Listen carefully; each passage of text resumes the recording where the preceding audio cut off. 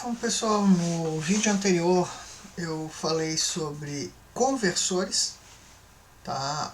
Tinha até um tipo de forno, mas eu prefiro diferenciar ele chamando apenas de conversores, pois são equipamentos que não têm uma fonte externa de calor para realizar a fusão ou manter um metal fundido.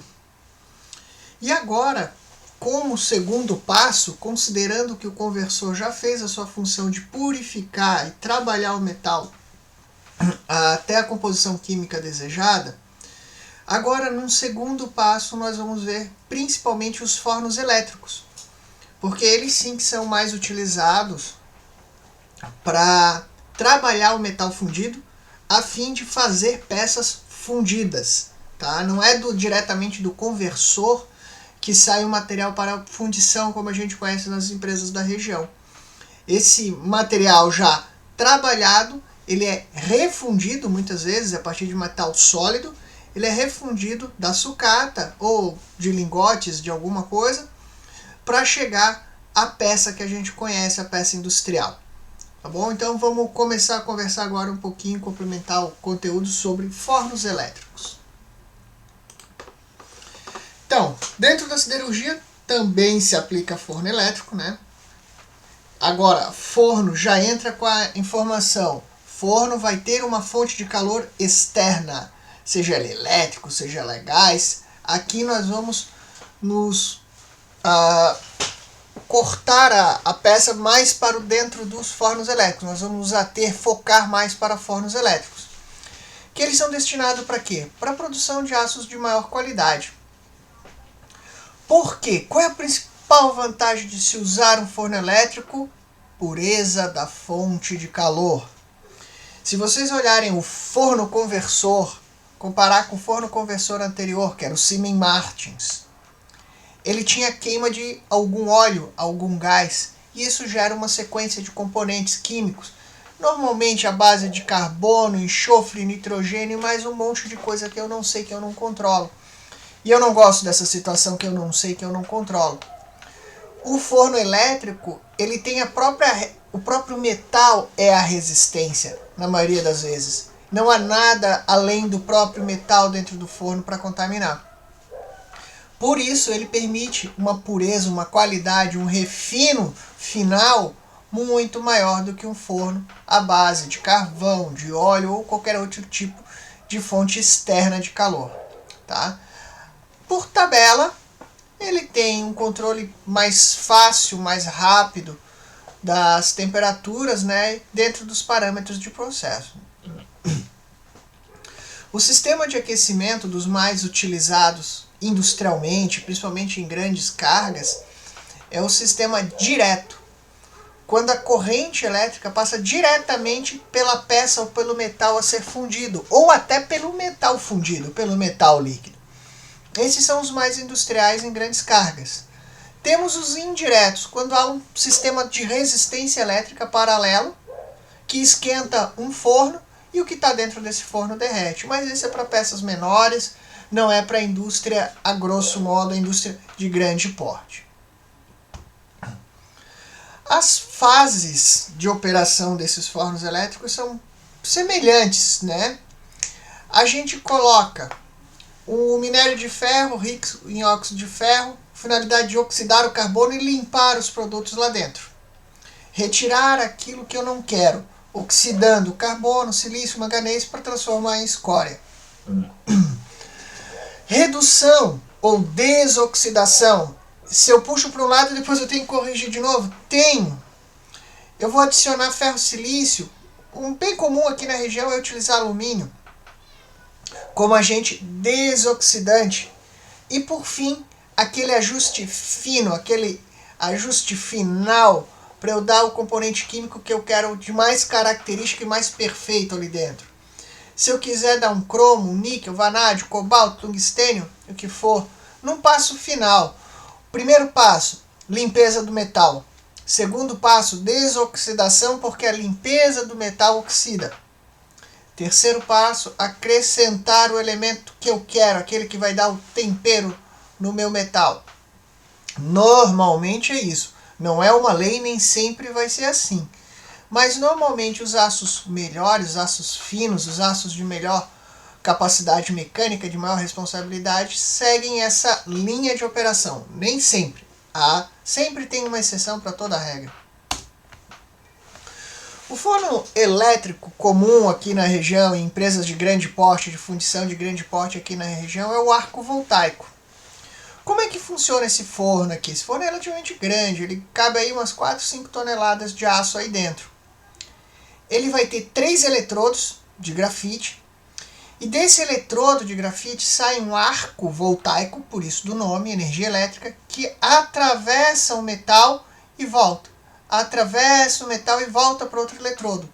Então é uma sequência de arcos sendo gerados entre a ponta do eletrodo de grafite e o metal que eu vou estar derretendo, fundindo.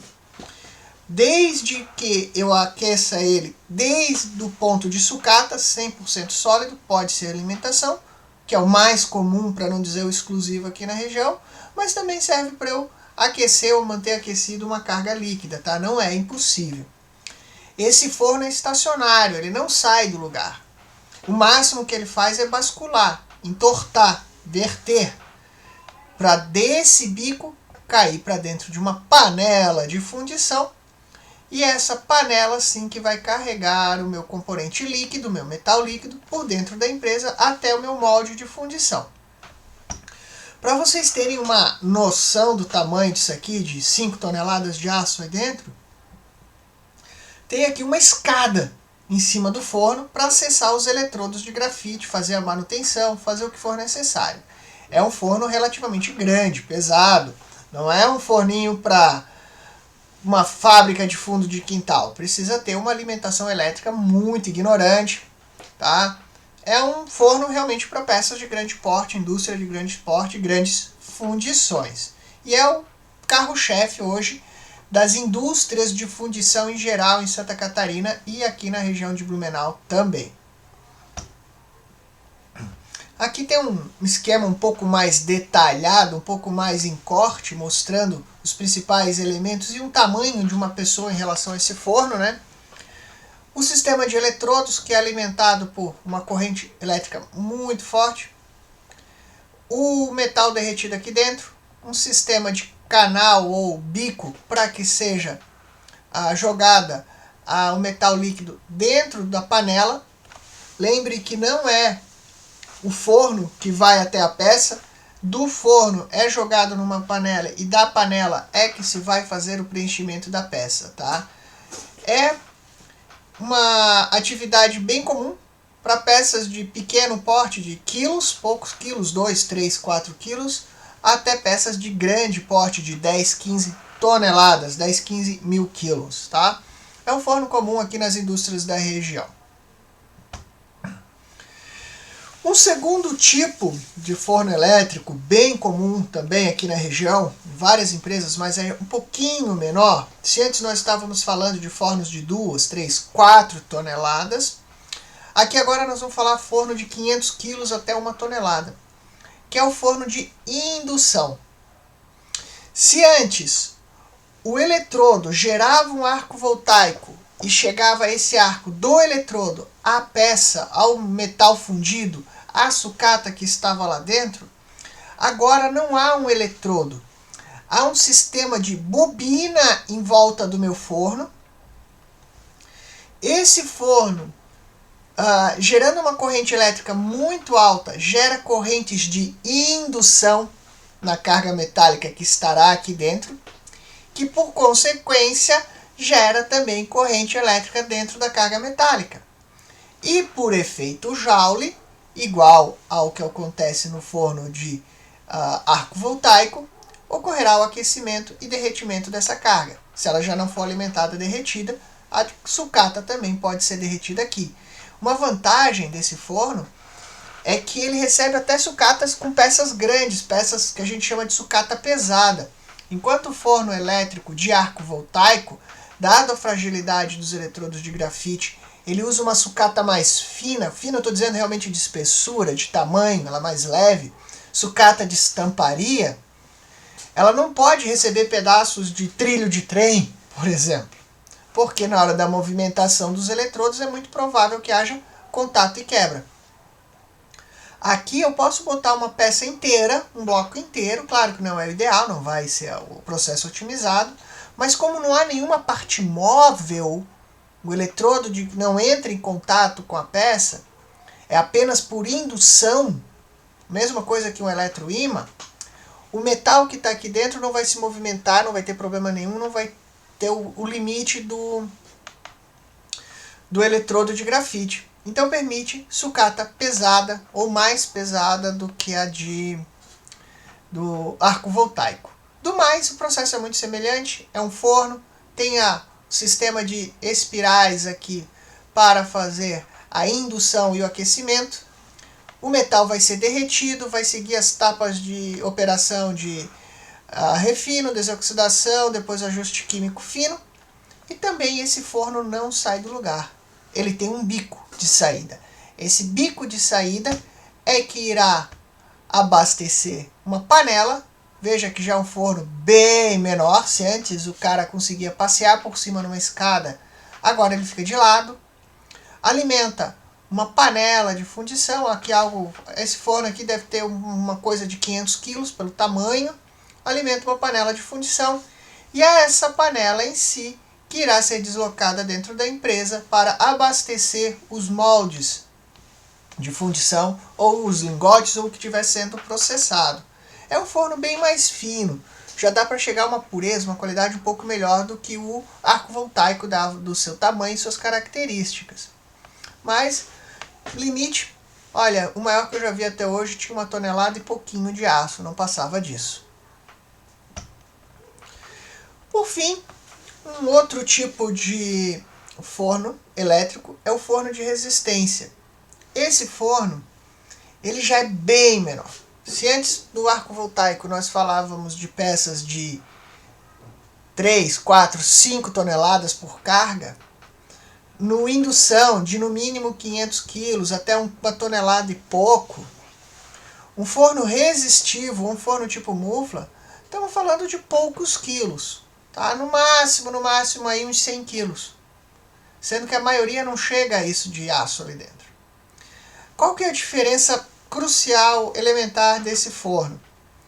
Antes, o metal sofria aquecimento pela sua própria resistência elétrica. O próprio metal, o próprio aço que estava lá dentro, ele era o sistema, a resistência do sistema. Ele era o próprio aquecimento. No arco voltaico, o eletrodo de grafite fazia um arco entre o grafite e o metal e aí aquecia, porque o metal conduzia a eletricidade. No indução, a bobina gerava uma corrente elétrica no metal que estava lá dentro e essa corrente aquecia o metal. Aqui no resistivo, a corrente elétrica passa apenas nas resistências, que normalmente estão locadas na parede, na parte interna, mas nas paredes do forno, que esquentam o forno como um todo. Aí a gente coloca resistência de N formatos, tá? Tem vários e vários formatos e tipos. Colocamos aqui dentro do forno e aí isso esquenta o forno como um todo. E inclusive a peça que está lá dentro. Só que antes o forno era o próprio copo, a própria panela. Desculpa, a panela não. O forno era o próprio recipiente que segurava o metal líquido. Agora a gente vai precisar usar algum tipo de cadinho, né? Algum tipo de recipiente que irá dentro do forno, com o metal dentro, a ser aquecido e ser retirado do forno. Vê pela imagem que agora já estamos falando de peças bem menores. Alguns poucos 10, 15 quilos aqui para o operário conseguir carregar nessa posição. Tá? Então agora é muito mais, isso aqui está muito mais semelhante aos nossos fornos caseiros, os nossos fornos de fazer bolo, do que um forno industrial. Embora ainda algumas indústrias pequenas, ou para algum processo muito refinado, ainda utilizem esse tipo de forno. Tá? Ainda não, utilizam drasticamente esse tipo de forno. Né? E aqui o que eu vou trazer, senhores? Um resumo bem simples, bem linear. Adoro essa figura, essa é a próxima. pois ela apresenta um resumo muito simples e reto de tudo que a gente falou em siderurgia. Resumo bem esquemático e simples. Como que começa a siderurgia? Com minério de ferro, com carvão, que deverá ser transformado em coque para ser utilizado, com calcário. O processo de redução direta, para nós, que é aquele que produz minério, que produz ferro a partir de minério sólido, já não é mais o nosso canal. Hoje já não está normal isso. Hoje a gente está vindo para cá, ó, com coque, alto forno, fazendo gusa líquido por causa da qualidade que ele proporciona. Esse gusa líquido depois deverá ser o quê? Refinado. O normal hoje é um conversor ALD para poder fazer esse refino. Fazemos N processos de refino, né, utilizando inclusive aço reciclado. Esse aço refinado já poderá ser distribuído em N formatos. Ele pode fazer lingotes. Lingotes são tarugos quadrados muito grandes que serão reaquecidos e retrabalhados por alguma indústria. Ele pode ser feito lingote contínuo, que já é uma prévia, um chamativo para se fazer chapas ou perfis contínuos.